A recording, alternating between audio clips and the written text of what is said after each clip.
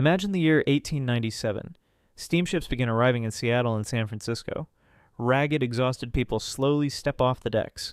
They look like they have barely survived, but in their hands they carry heads with heavy bags filled with gold. Real gold. And there is a lot of it, more than anyone expected. Newspapers explode with massive headlines about gold in the Klondike, and that is when the madness truly begins.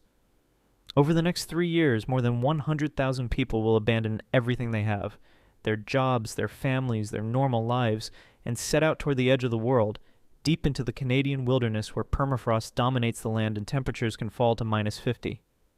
They all share the same dream, to get rich, to become the next Rockefellers. But here's what they do not know. Most of them will not find even a single gram of gold. Many of them will never make it back alive.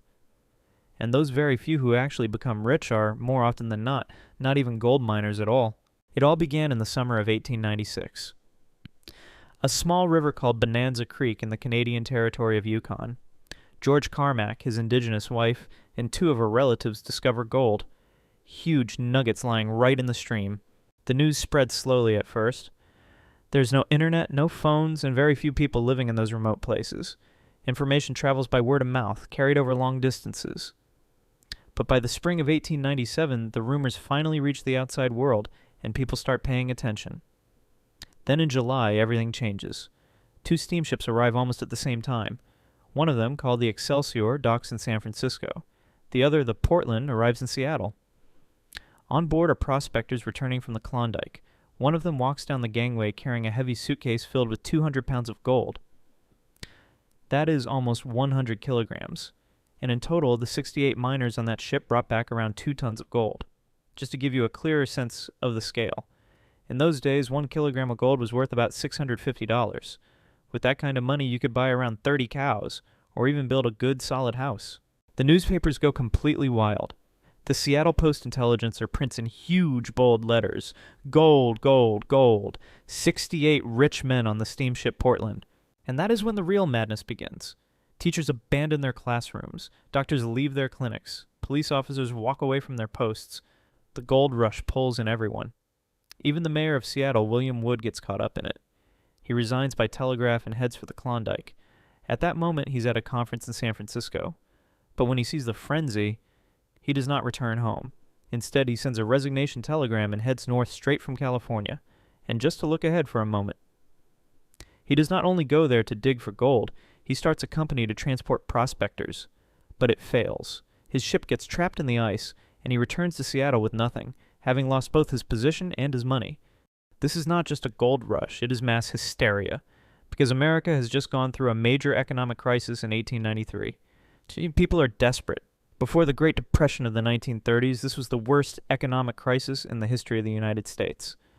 And the gold of the Klondike feels like a way out, a chance to escape hunger, and a ticket to a better life. So who were these people who gave up everything for gold?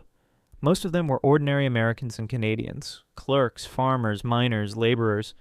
The average age was around 30. Most were men, but there were women too, about 5 to 7% of the total. Some women even dressed as men, so they could be accepted at the mining camps. Others opened laundries, restaurants, and small hotels, and often ended up earning more than the gold miners themselves. Here are the numbers. Around 100,000 people set out for the Klondike.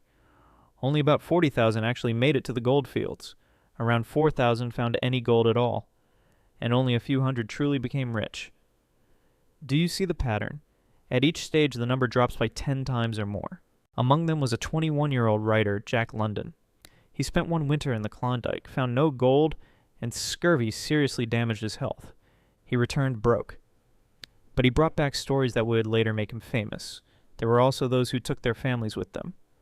And that turned out to be a catastrophic mistake. And you will soon see why. Now comes the most interesting part. How do you even get there? The Klondike is located in northwestern Canada, almost at the Arctic Circle. There are no roads leading there at all. It is a wild, remote wilderness where winter temperatures can drop to -50. In the summer there's a polar day and the sun barely sets, while in winter there is constant twilight. The most popular route looked like this. Stage 1, the steamship to Alaska, from Seattle or San Francisco, about 1,500 kilometers north to the small towns of Skagway or DA in Alaska. The journey took around 2 weeks, in cramped and exhausting conditions, surrounded by thousands of other dreamers chasing the same goal. A ticket cost between $200 and $500, an enormous amount of money at the time. To give you some perspective, that was enough to buy a small house or even a farm. For an average worker, it was equal to a full year of wages, as if they spent an entire year without eating or drinking. People sold everything they owned, mortgaged their homes, and used up all their family savings just to get on board a steamship. Many had no backup plan if things went wrong. The ships were overcrowded far beyond capacity. Sensing easy profit, ship owners turned cargo decks into makeshift sleeping areas. On those same decks, they also transported horses and dogs, all packed together in harsh conditions. But that was the easy part of the journey. Now comes stage 2, the Chilkoot Pass or the White Pass, and this is where the nightmare truly begins. There's a photograph you have probably seen. A long line of people climbing up a snowy slope that looks almost vertical. That is the Chilkoot Pass. On the pass, there was strict discipline. People moved in a single line, step by step. If you got tired and wanted to stop, you had to step out of the line into the deep snow. But getting back in could take hours, because the flow of people never stopped. It rises to about 1,100 meters above sea level, and the route stretched for more than 50 kilometers through the mountains. And this is what makes this part truly insane. The Canadian authorities required every prospector to bring a full year of supplies. That was about a ton of cargo per person. But it was impossible to carry everything at once, so people had to do it in stages. They carried a portion of their load, around 20 to 30 kilograms, dropped it off, and then went back for the next batch, over and over again. One person had to cross this section more than 30 times. A journalist and prospector named Tappan Adney later wrote about it. It was not just a road, it was an endless staircase into the sky cut up into the ice. From below, people looked like tiny ants slowly crawling upward under the weight of their lives. The most terrifying thing was the rhythm. If you lost your pace, you lost an hour, because no one would stop to let you pass. The line never stopped moving. There was no room for compassion here, only the weight of your pack. Even a strong man needed all his strength just to lift 30 kilograms up those steps, and he had to do it 30 times before all of his cargo was finally at the top. Why was this rule introduced? The police saw thousands of people heading north with no experience in mining or surviving in such extreme conditions. By 1897, famine had already begun in Dawson, and Canadian authorities realized something very serious. If all these people were allowed through without proper supplies, the Yukon would turn into a massive graveyard in winter. The rule was strict. No one was allowed to cross without a full ton of supplies.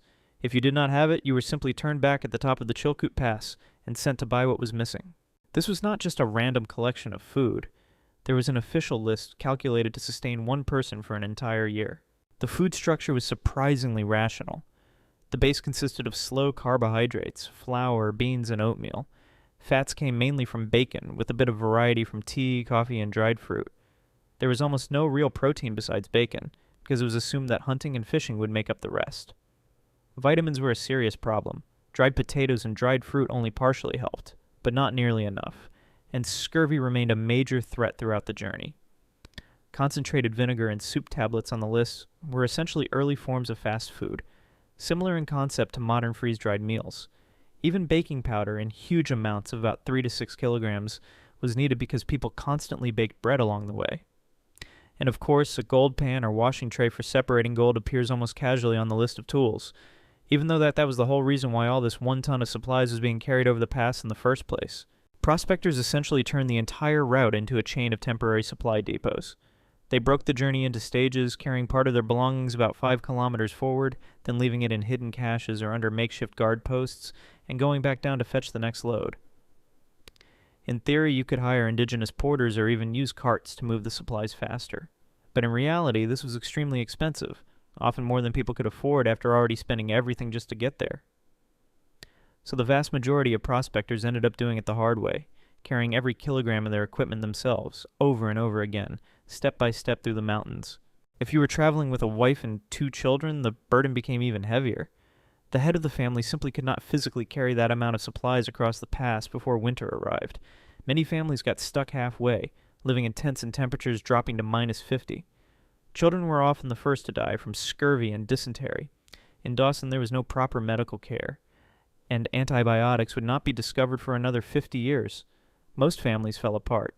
Men abandoned their wives in the camps to continue the search for gold, or women were left widowed in the middle of the wilderness without a single dollar to survive.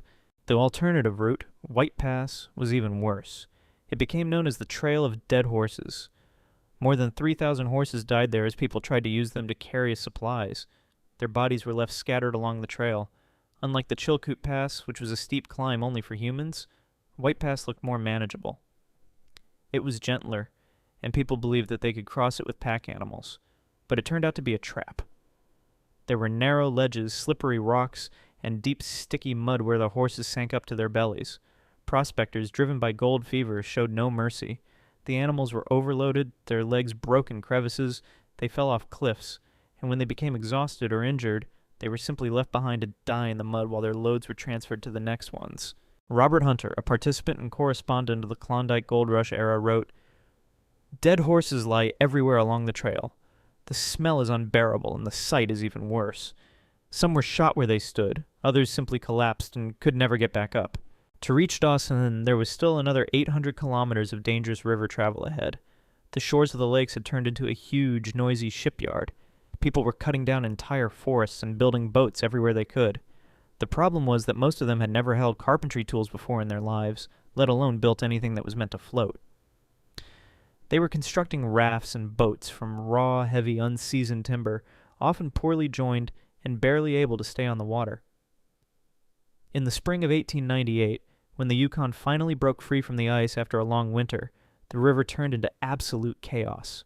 Around 7,000 homemade vessels entered the current at the same time, all trying to push downstream toward Dawson, packed with people, supplies, and desperate hopes of finding gold. Many boats crashed against rapids. People drowned, but those who survived still had to travel another 800 kilometers down the river to Dawson, the capital of the Klondike. The total length of this route was about 1,000 kilometers from Skagway. The journey took 2 to 3 months. The cost ranged from $500 to $1,000. There are no exact statistics on the deaths along the way, but estimates suggest that thousands died, and all of this was just to reach the place where maybe there was gold. If you're enjoying the video, don't forget to like and subscribe. So you survived. You made it to Dawson, the capital of the Klondike. In 1896, there were only 2 cabins here. By the summer of 1898, around 30,000 people were living here. In just 2 years, it had grown from nothing into one of the largest settlements in Canada, but calling it a city would be far too generous. Dawson was mud, literally. There were no paved streets at all. In spring and autumn, people sank up to their knees in thick, sticky sludge. In winter, everything froze solid, turning the entire town into a block of ice. Most buildings were nothing more than plywood shacks or simple tents. There was no real heating, and conditions were brutal. Drinking water was taken straight from the Yukon River, and the same river was also used as an open sewer, carrying away all the city's waste.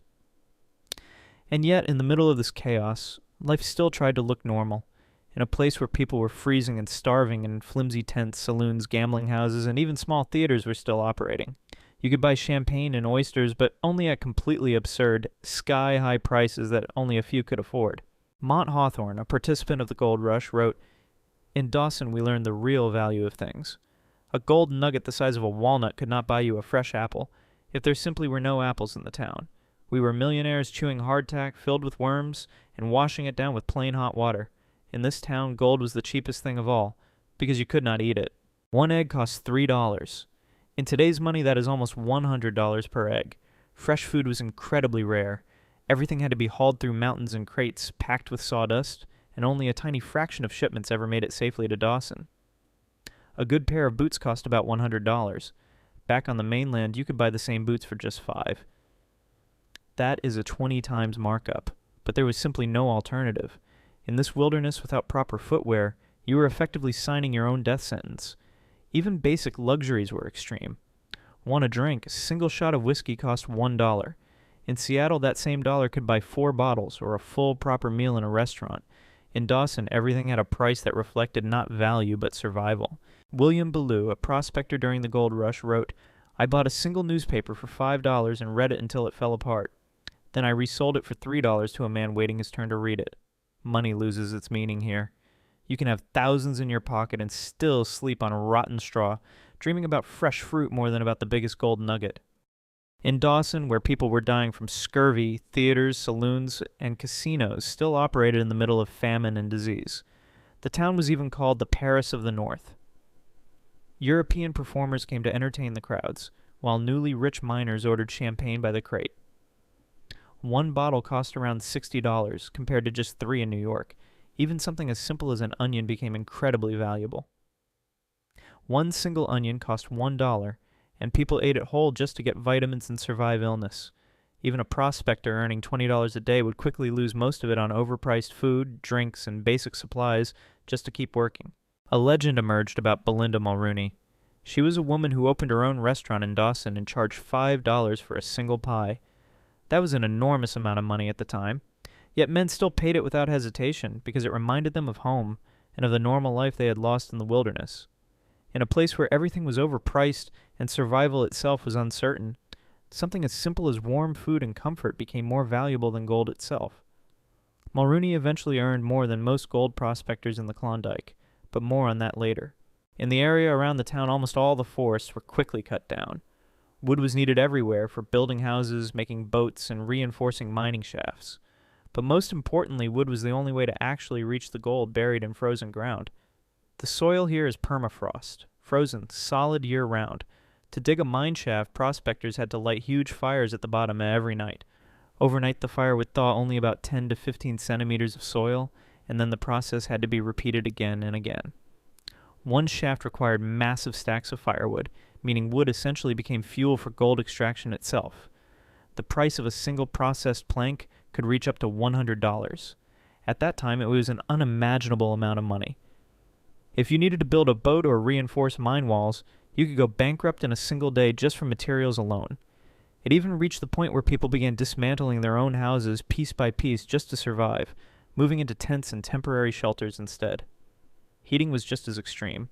In winter, when temperatures dropped to -50, fire was not comfort, it was survival. But every bundle of firewood cost so much it felt like burning stacks of dollar bills just to stay alive for another night. That is why in Dawson, the people who became truly rich were not those who found gold veins, but those who owned sawmills, controlled the timber supply, or managed to stockpile firewood at exactly the right moment.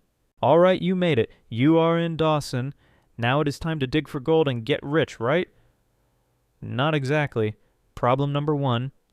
By the time the majority of prospectors reached the Klondike, in the summer of 1898, all the good claims were already taken. Those first lucky arrivals in 1896 and 1897 had already staked the best ground. Newcomers were left with either empty land or claims on mountain slopes where there was almost no gold. But even if you were lucky enough to get a claims, the work itself was nothing like the romantic image people had in mind. Forget the beautiful scenes from movies where men stand in clean rivers and pan gold from sand.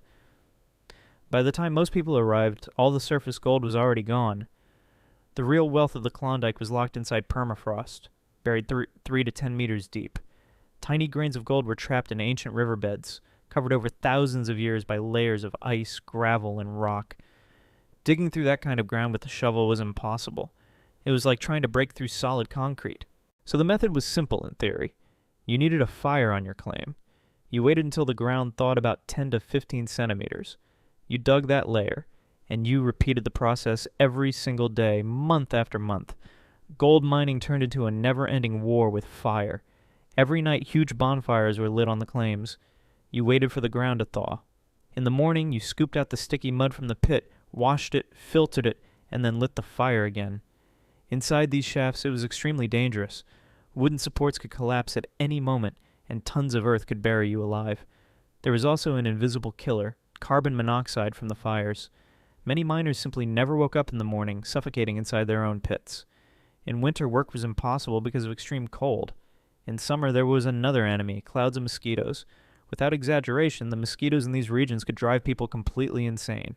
A prospector wrote, "We lived in smoke. Every night we lit fires at the bottom of the shaft, and by morning the air became so thick you could almost cut it with a knife. We would go back down into that suffocating heat just to scrape out a few inches of thawed mud. The walls of the shaft were crying icy tears that instantly turned into steam. This was work for demons, not for men. A prospector's working day lasted 12 to 16 hours.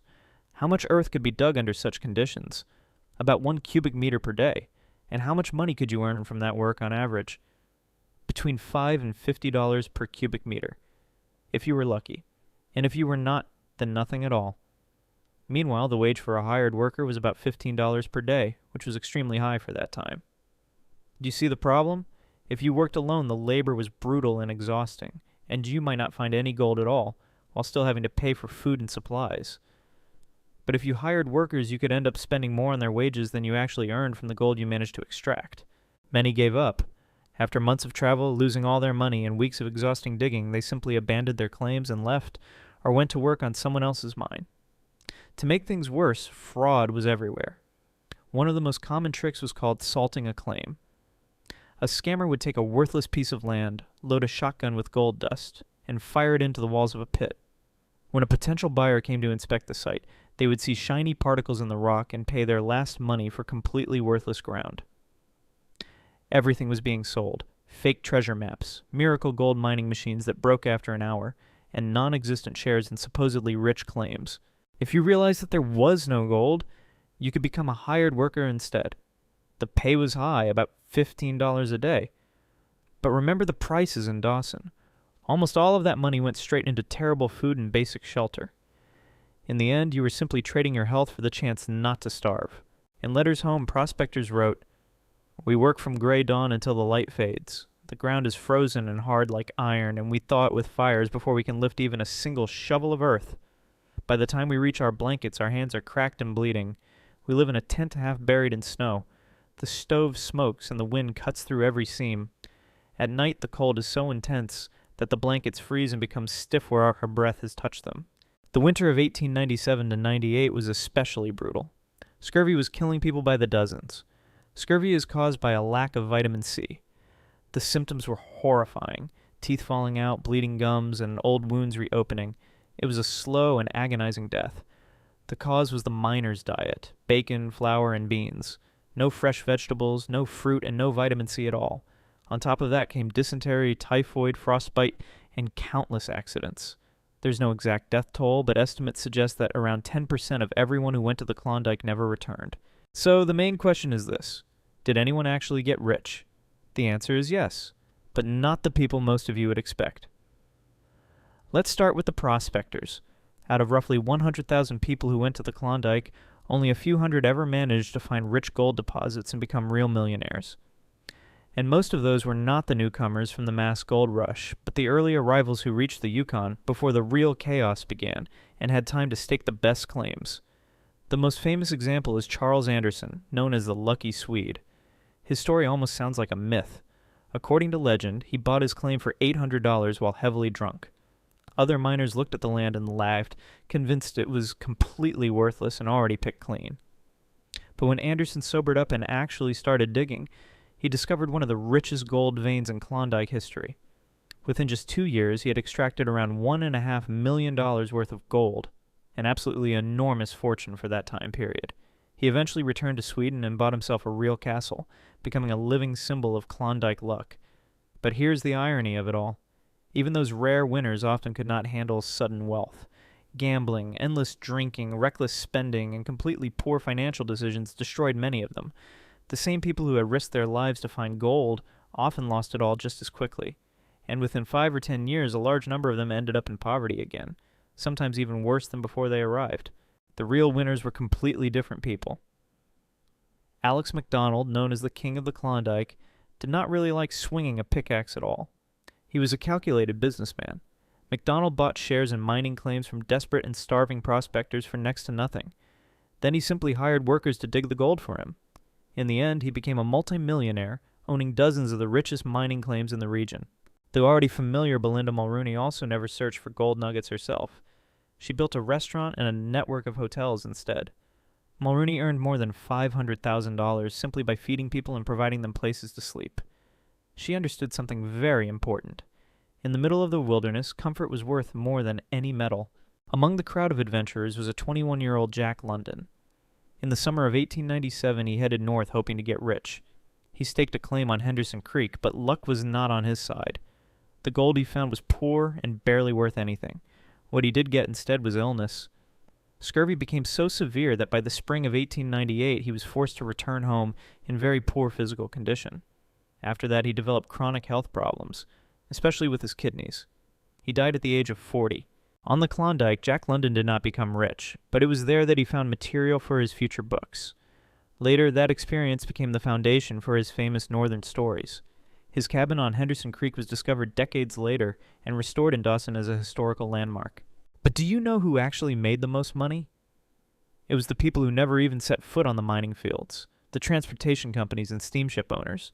They carried around 100,000 people north and almost the same number back again. They charged between $200 and $500 per passenger, packing their ships like canned sardines. Huge fortunes were also made by merchants in Dawson. They sold shovels, picks, and flour at the extreme prices we discussed earlier. As one successful trader of the time put it, "A mine may turn out to be empty, but a hungry prospector will always pay for bread." And that was the real truth of the Klondike. By 1899, the gold rush was already fading fast. The reasons were fairly simple and very practical. All the rich and easily accessible claims had long been staked, and the era of lone prospectors with picks and pans was coming to an end. In their place, large companies arrived with heavy industrial machinery and organized mining operations. Against that level of equipment, an individual miner stood no chance. But the final turning point came with shocking news from Alaska. In a place called Nome, gold was discovered lying directly on the beach. No digging, no shafts, no freezing tunnels. It was so shallow that it could literally be picked up with bare hands. That discovery triggered a new wave of mass hysteria almost instantly. Dawson emptied almost overnight. People abandoned their cabins, tools, mining equipment, and even half-eaten meals, rushing to catch the first available steamships heading toward Alaska and the new promise of easy gold. Within just a few years, the population collapsed from around 30,000 people to roughly 5,000. Dawson, once a chaotic boomtown filled with dreams and suffering, slowly turned into a near ghost town. So let's summarize this grand madness. Around 100,000 people set out for the Klondike goldfields. Only about 40,000 actually made it to the mining areas. Gold was found by only around 4,000 prospectors. And truly rich were just a few hundred. Over the entire gold rush period, about $29 million worth of gold was extracted. In today's money, that is roughly $900 million. On paper, it sounds like a huge number. But if you divide it among everyone who took part, it turns out that most people ended up deep in the negative, having lost far more than they ever gained. The chance of becoming rich was less than 1%. But people still went. They left everything behind and risked their lives in a frozen wilderness. Why? Because the alternative, poverty, hopelessness, and exhausting factory work for pennies seemed far more terrifying than even death on a mountain pass. The Klondike was not just a search for metal. It was the last attempt of an entire generation to escape a gray, limited reality and grab hold of luck itself, even if it meant going through hell to do it. Most of the people who took part in this rush returned home poor. Many never returned at all, but at least they tried. They risked everything they had for a single chance to completely change their fate. Dawson still exists today. About 1,300 people live there. It is now a quiet tourist town that carefully preserves the memory of those wild years. You can travel there, see the old saloons, and even try walking the Chilkoot Trail yourself to feel with your own feet the echo of the gold rush that forever changed the lives of hundreds of thousands of people. The Klondike proved one important truth. In any gold rush, the smartest people are not the ones digging the ground. The smartest are the ones selling the shovels.